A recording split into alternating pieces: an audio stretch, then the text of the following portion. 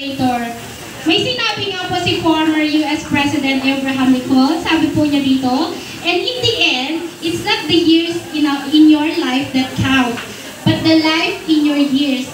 Sabi po niya sa Tagalog, at sa huli, hindi ang mga taon sa iyong buhay ang mahalaga, ngunit ang buhay sa iyong mga taon.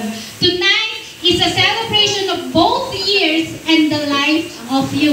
Tonight is all about you, ma. Ayan, happy? Yes! Ngayon kami din po, sinicelebrate din natin yung pagsali niya sa isang club.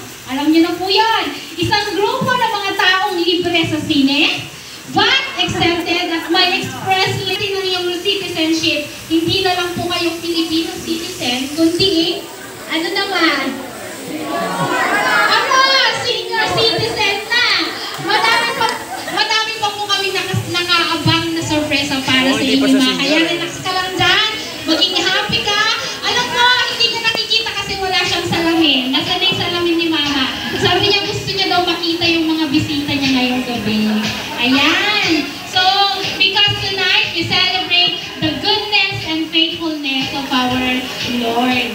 Now to spiritually open the program for the Lord's moment for guidance and blessings. Before you pray, Pastor Julius, let us sing this prayer song at how goodness our God in our lives.